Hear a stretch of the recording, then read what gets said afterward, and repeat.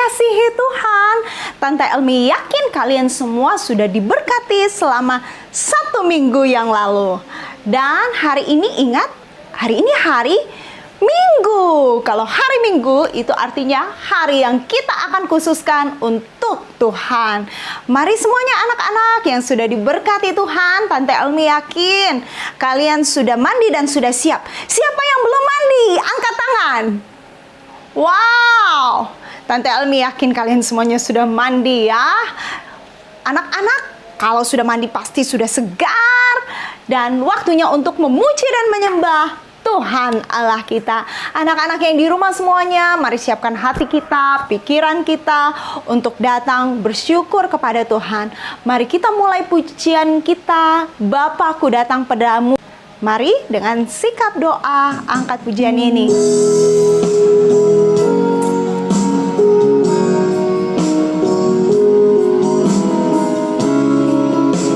Mari bersyukur kepada Tuhan untuk kasih anugerahnya yang besar untuk kita semua. Bapakku datang padamu, naikkan ucapan syukur atas kasih anugerahmu yang indah setiap hari. Pagi hari, siang hari, sore dan malam hari, tak hentinya mengucap syukur atas kebaikanmu.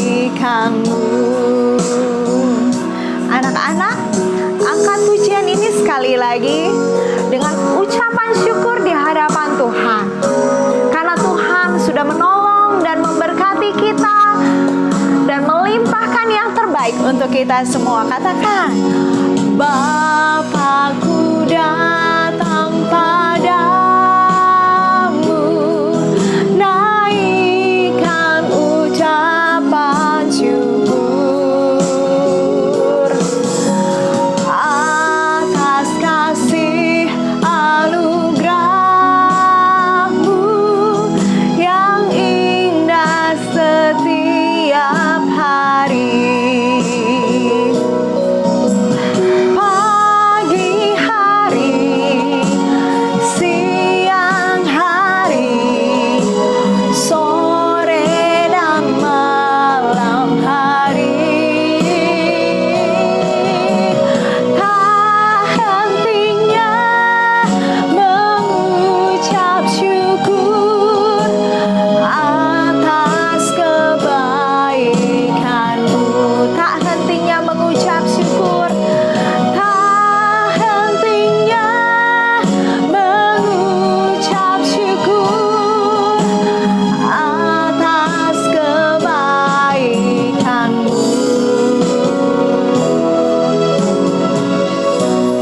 Mari kita buka ibadah kita dengan berdoa. Kita satu dalam doa.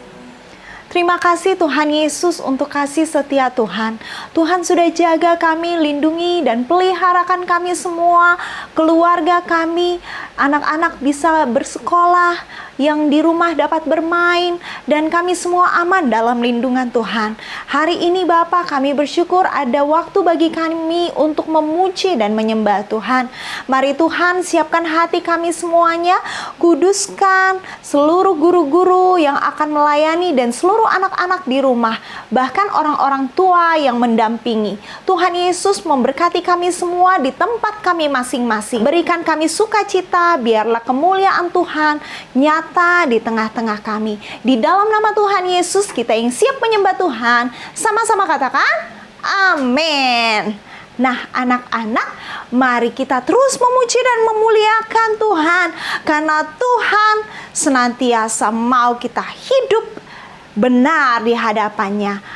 Alkitab berkata, masa depan kita ada di tangan Tuhan, dan Dia senantiasa menyiapkan masa depan yang penuh harapan bagi setiap orang yang percaya kepadanya. Tapi ingat, kita harus tetap jaga hati kita terhadap dosa.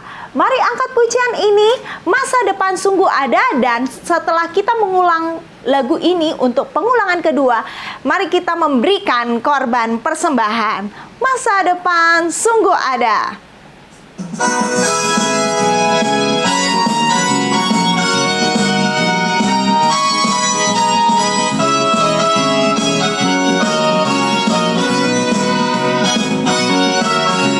Jagalah hatimu terhadap dosa. Takutlah akan Tuhan senantiasa. Jagalah hatimu terhadap dosa.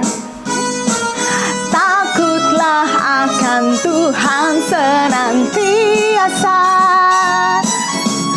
Masa depan sungguh ada dan harapanmu takkan hilang.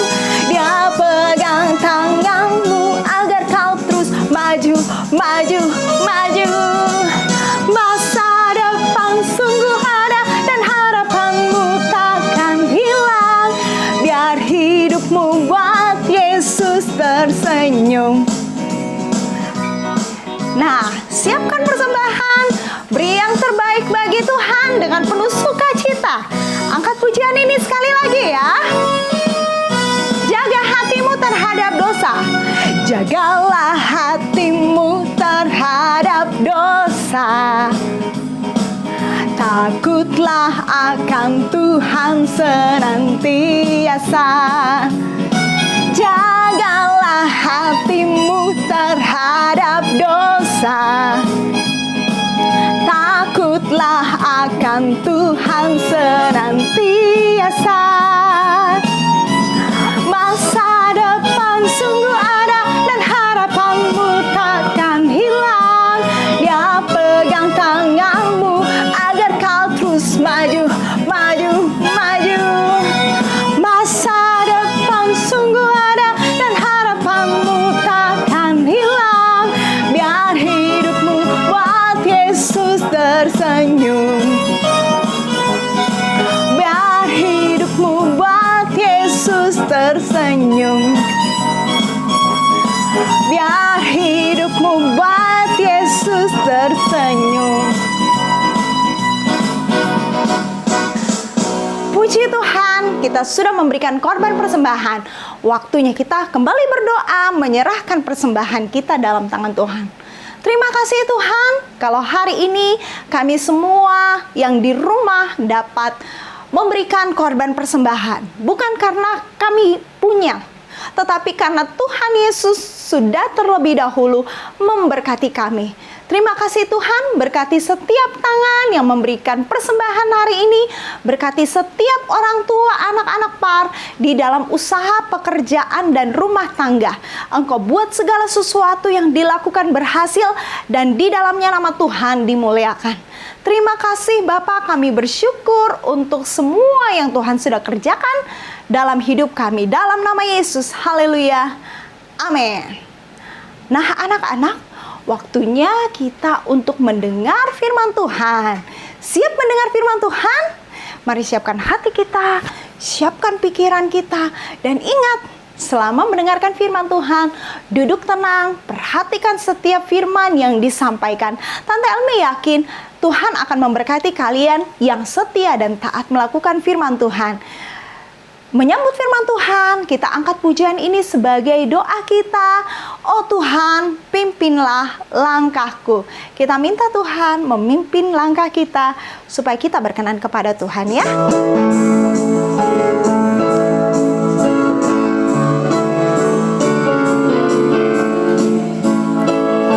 Angkat pujian ini sebagai doa kita di hadapan Tuhan. Oh Tuhan, pimpinlah langkahku. Ku tak berani jalan sendiri. Sertamu itulah doaku.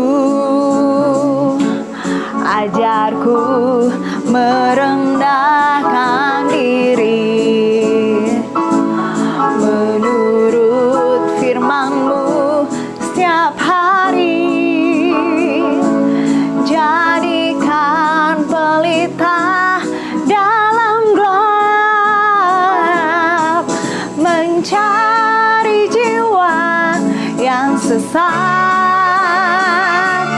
Itulah kerinduan jiwaku. Angkat pujian ini sekali lagi ya, di hadapan Tuhan dengan lebih sungguh-sungguh.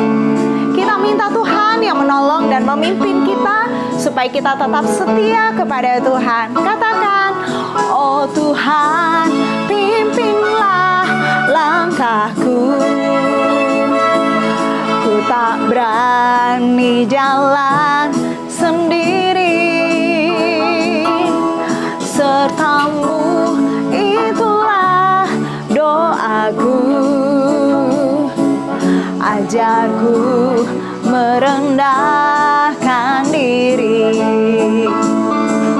menurut firman-Mu setiap hari. Jadikan pelita dalam gelap, mencari jiwa yang sesat. Itulah kerinduan jiwaku. Itulah kerinduan jiwaku. Selamat mendengarkan firman Tuhan. Tuhan Yesus memberkati. Shalom adik-adik, puji Tuhan adik-adik sudah memuji dan memuliakan nama Tuhan. Sekarang tiba saatnya adik-adik yang ada di rumah akan mendengarkan cerita firman Tuhan. Mari siapkan hati kita untuk menerima firman Tuhan. Namun sebelumnya itu kita mau berdoa semuanya dengan sikap doa yang baik. Lipat tangan, tutup mata, dan kita mau berdoa. Kita satu di dalam doa. Tuhan, terima kasih kesempatan yang luar biasa indah Tuhan berikan bagi kami. Kami mau mendengarkan sebagian dari firman-Mu. Tuhan tolong kami, berikan kami telinga seorang murid yang mau mendengar. Dan biarlah firman ini Tuhan dapat tertanam baik dalam setiap hati kami Tuhan. Terima kasih Tuhan. Di dalam nama Tuhan Yesus kami sudah berdoa, mengucap syukur, haleluya, amin. Nah adik-adik, pada minggu ini kita akan belajar dari kitab Yosua pasalnya yang ke-8, ayatnya yang pertama hingga ayatnya yang ke-29 dengan tema Kota Ai dibinasakan. Nah adik-adik, sebelum kita masuk dalam beberapa poin yang dapat kita pelajari dalam kisah ini, terlebih dahulu kita akan menyaksikan sebuah video. Ini dia videonya, selamat menyaksikan.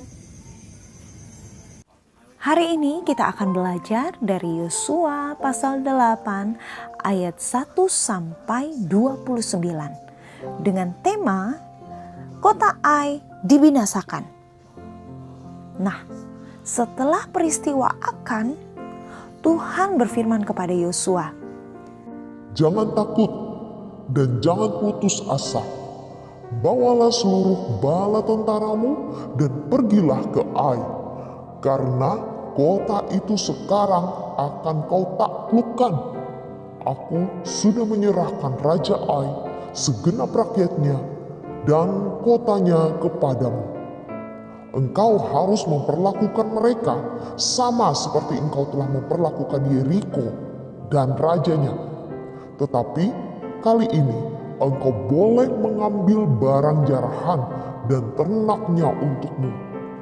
Aturlah serangan yang mendadak dari belakang kota."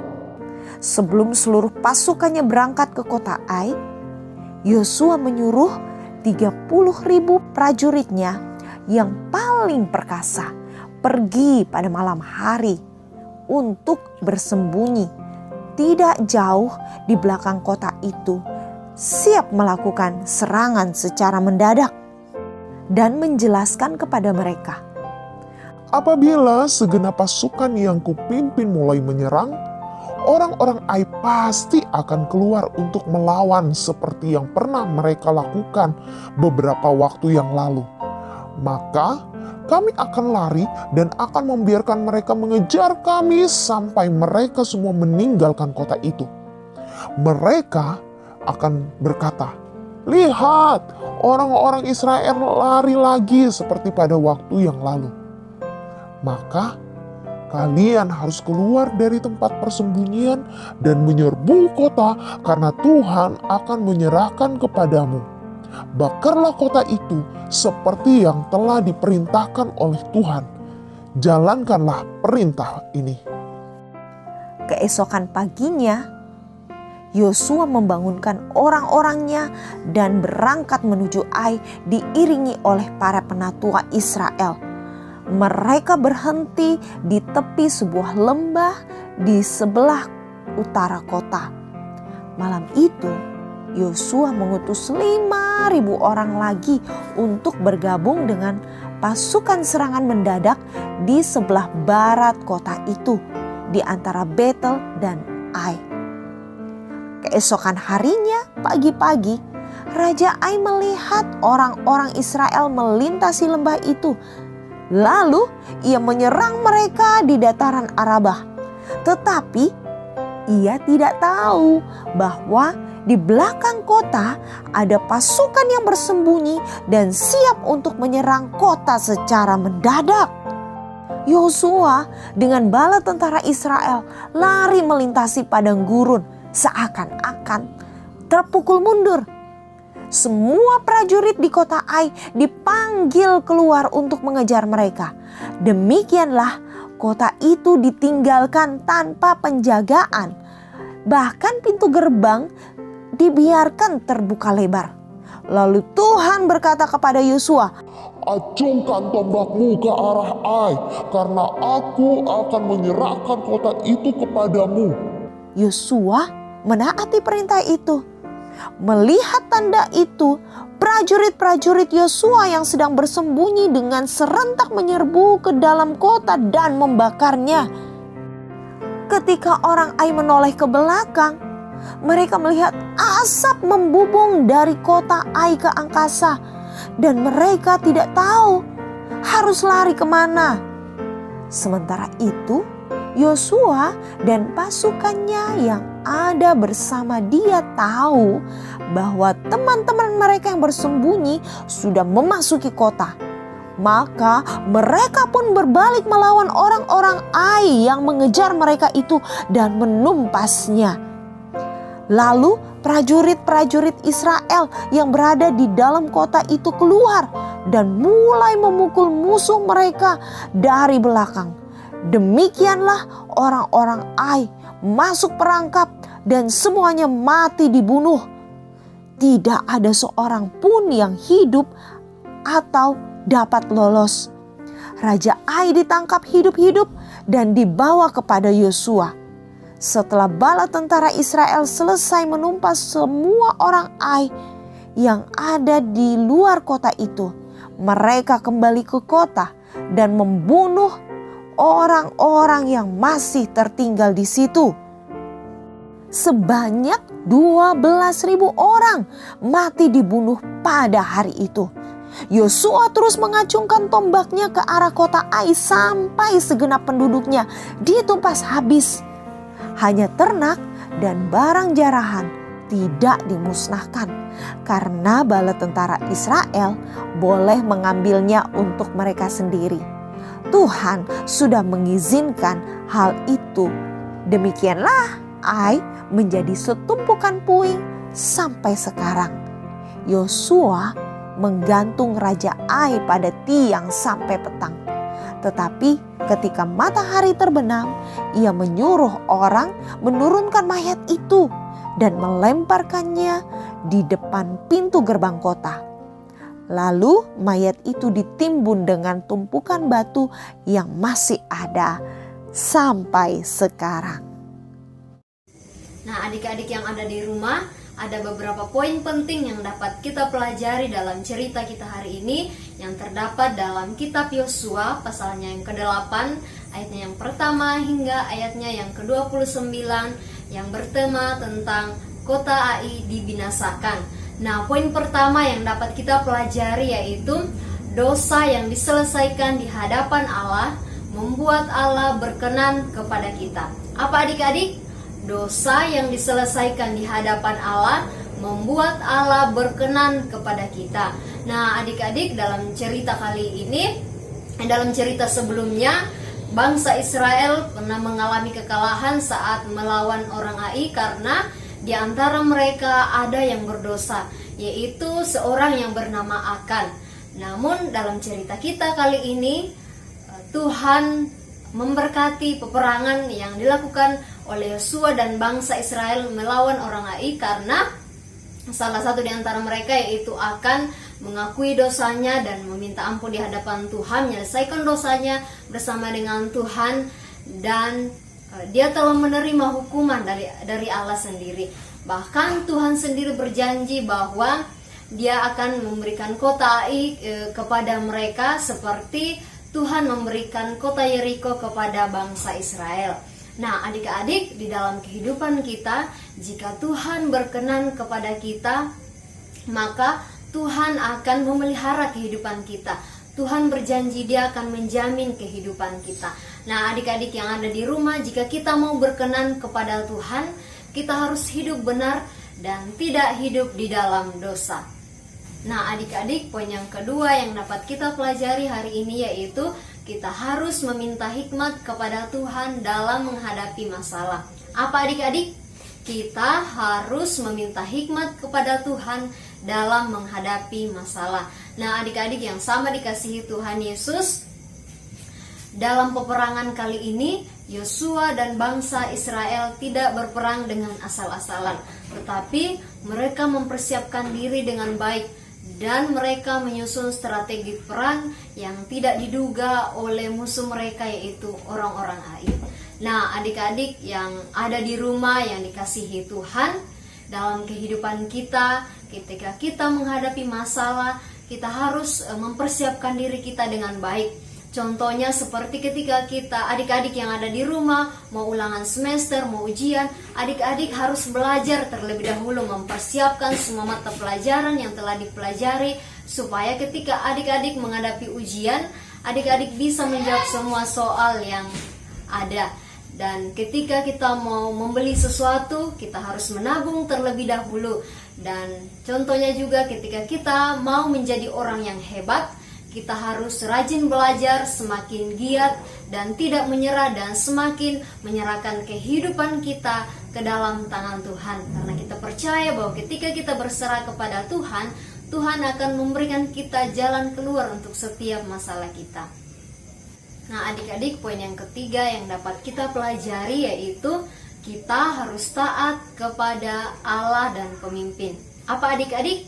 Kita harus taat kepada Allah dan pemimpin.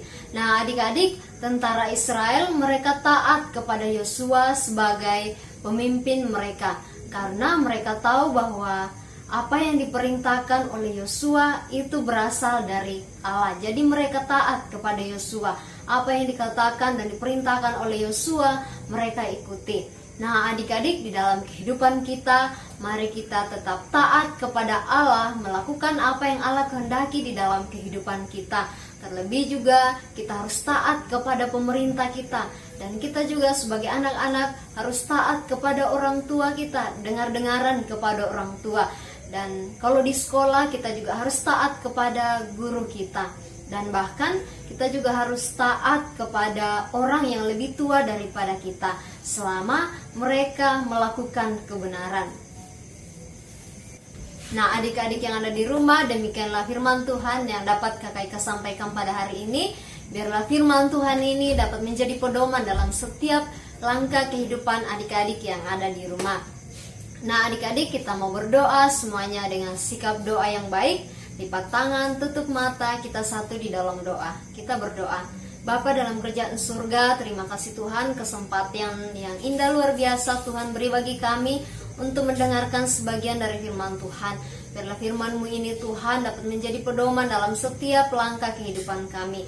Berkati setiap adik-adik sekolah minggu yang sudah mendengarkan firman Tuhan. Biarlah mereka boleh bertumbuh menjadi anak yang semakin takut akan Engkau. Terima kasih Bapa, di dalam nama Tuhan Yesus kami sudah berdoa dan mengucap syukur. Haleluya, amin. Selamat hari Minggu adik-adik, Tuhan Yesus memberkati. Shalom adik-adik yang kekasih. Wah, senang sekali Tante bisa kembali menyapa adik-adik semua. Tante berharap semuanya dalam kondisi yang sehat ya. Nah, kita tadi sudah sama-sama memuji nama Tuhan yang dipimpin oleh Tante Emily. Kita juga sudah dengar firman Tuhan yang dibawakan oleh Kak Ika. Sekarang ini saatnya kita akan mengakhiri ibadah kita pada sore hari ini. Tapi sebelum itu, Tante mengingatkan buat adik-adik semua tetap menjaga kesehatan, makan makanan yang sehat dan bergizi, cukup istirahat.